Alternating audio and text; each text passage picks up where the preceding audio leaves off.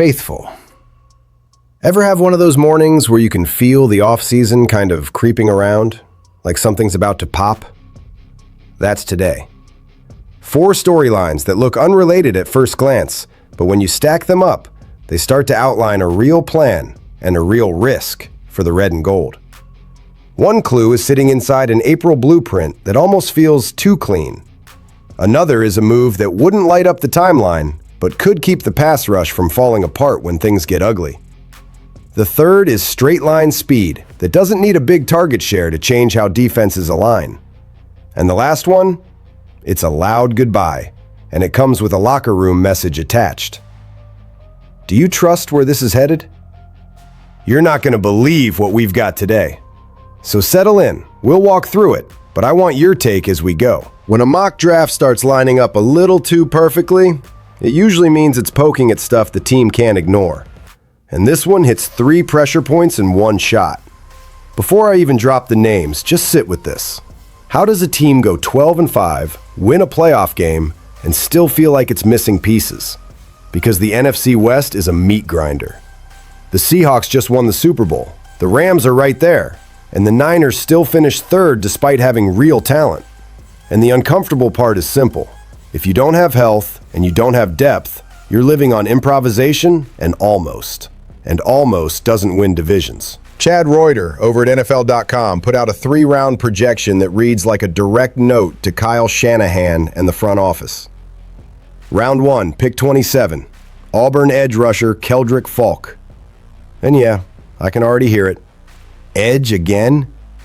Yep, because 20 sacks in 2025, dead last in the league, isn't just a stat you shrug off. That's an identity issue. And it's not only about getting home on 3rd down either. Cleveland Farrell and Yetur Gross-Matos could be headed to free agency, and you've got Nick Bosa and Mykel Williams coming back from torn ACLs. Translation? You need bodies. You need a rotation. You need youth. You cannot build a season on vibes and prayers. Falk is the kind of profile Chris Kasurek has turned into a problem for offenses before. He's huge, 6'6", 290, with real length on the edge. And honestly, the part that grabs me more than pure sack totals is the run defense. That's Niners DNA. If you've got an edge who can set the edge, turn the ball back inside, and keep you from getting pushed around late in games, that matters. But he only had 10 sacks in 3 college seasons. True, but prospects aren't just spreadsheets. They're ceilings, they're traits, they're what you can become. And he won't even turn 21 until September. That's a bet on upside with time to grow into it. Then Reuter goes receiver in round 2. Oklahoma's Deion Burks. The message there is pretty clear. San Francisco needs more yards after catch juice, more chunk plays that start as a simple completion and turn into something messy for the defense. When over 300 of your 620 yards come after the catch, that's not a fluke, that's a skill. In Shanahan's offense, that can become hidden yardage, chain movers that don't look like they should work, and a weapon that punishes defenses when they start creeping downhill. Round 3, he adds Stanford corner Colin Wright. Not some savior, not a guy you pin everything on, but a depth piece with ball skills and steady development. Exactly what you want when the season starts getting weird in December. So I'll ask it this way. Are you comfortable leaning into development and upside, or do you want them spending big right now to chase certainty? Because what comes next makes that question feel a lot less theoretical. Because coaching can only take you so far if the cupboard is thin. And right now, that's the tension with this defense. The change has people fired up, but it also exposes a real problem. Robert Saleh is off to Tennessee. Raheem Morris is stepping in to start a new era of defensive football in San Francisco. Fans love the hire. Analysts love the hire. I get the excitement, but I'm going to keep it real. The coordinator isn't the only issue. The defense got thin. Thin up front, thin at linebacker, thin in the secondary. All of it. When you're thin, every injury turns into an avalanche. In 2025, when Bosa and Mykel Williams went down, the pass rush didn't just take a step back. It disappeared. We watched opposing QBs sit in the pocket, reset, scan, and pick you apart on 3rd and long like they were reading off a practice script. That can't be the movie again.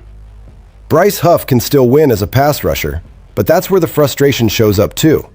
Against the run, he becomes a target. A team trying to win the division can't survive on specialists who give up the basics. And then there's the cap reality. With Brock Purdy's money on the books, you're not swimming in space. You've got to be precise. You've got to find value. That's why one name keeps getting floated as the kind of move that won't trend, but would actually fix something. Malcolm Kuntz. Kuntz isn't going to be the loudest headline of the offseason. He's not the move that melts the internet. But he's 27, he's in his physical prime, and he's produced 13 sacks over the last 2 seasons. More than that, he's grown as a run defender. And for this defense, that's a big deal. Because if you're only chasing sacks and you're giving up the edge in the run game, teams will run right at you in the fourth quarter and dare you to stop it. The projected market number sitting out there is around $9.9 million per year. Some fans hear that and immediately tense up. I hear it and think, that's the price of insurance. That's you protecting yourself if Bosa or Williams isn't 100%, or if either one misses time again. And it's not just insurance, it's flexibility. With Kuntz in the rotation, you can keep guys fresh, you can keep pressure late, and you can stop living off miracles on third down. Now picture it from Raheem Morris's side. He wants to attack. He wants to disguise. He wants to change looks and steal protections. But if he doesn't trust the edge group, certain calls never leave the call sheet. So this isn't just add a player. It's giving your coordinator permission to be aggressive. So I'll throw it to you. Would you pay that kind of money for a steady, quieter edge rusher? Or would you rather swing for a bigger name and risk the depth being thin again?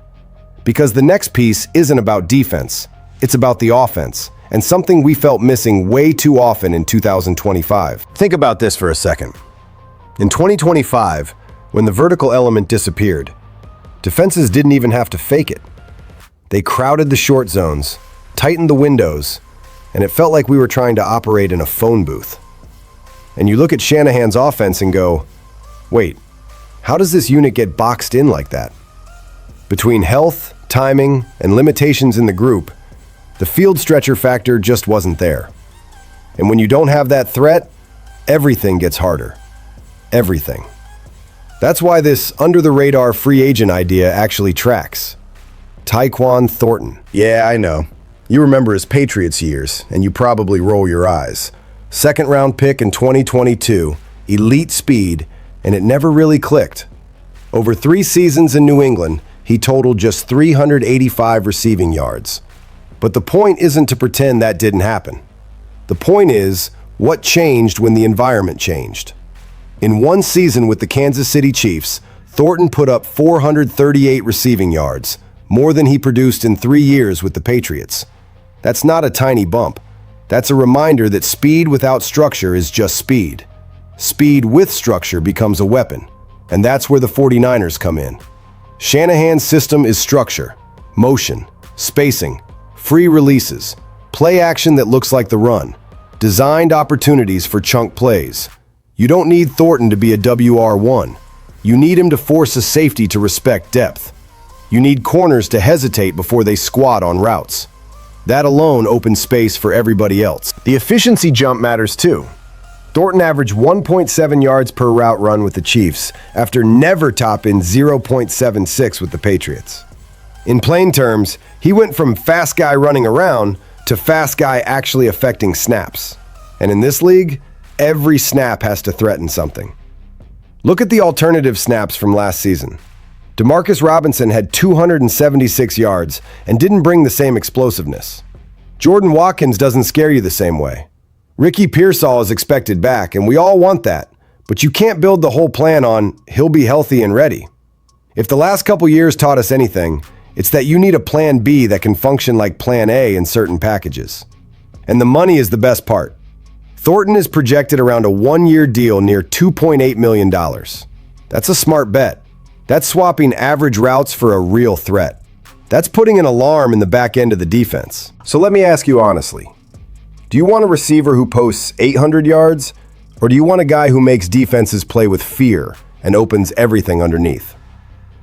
Because the next story isn't about who comes in, it's about who's headed out. And the way this is going down has the potential to light up the comments today. This is the one fans hate talking about because it's not just a roster move. It's chemistry. It's the locker room. It's the message it sends. For a while, one name has been hanging in the air like a taboo. Some fans kept hoping it could be repaired. But this doesn't feel like a long negotiation anymore. It feels like a hard stop. At the end of the season, John Lynch said it was safe to say Brandon Aiyuk played his last snap for the Niners. And then Kyle Shanahan took it even further.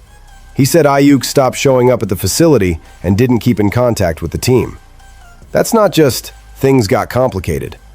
That's a relationship breaking down in public. And you've got to breathe before you pick a side. Because Aiyuk isn't just some random name. He's been a major piece. He's delivered in this offense. But the ending turned ugly, and the financial context makes it even messier. That 4-year, $120 million extension from 2024 looked like a win at the time. Now it plays like regret. Then came the torn ACL in 2024. He didn't play a single snap in 2025.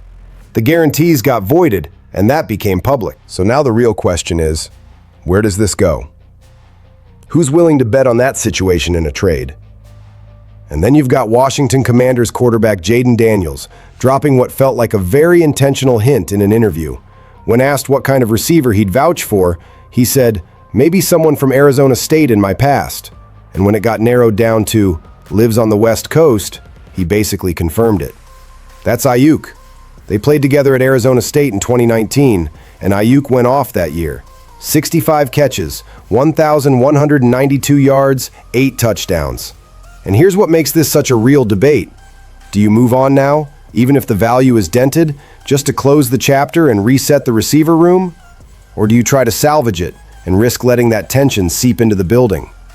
Because if Daniels really wants it, Washington could put something on the table that feels light today and looks brilliant later. But the toughest question is this.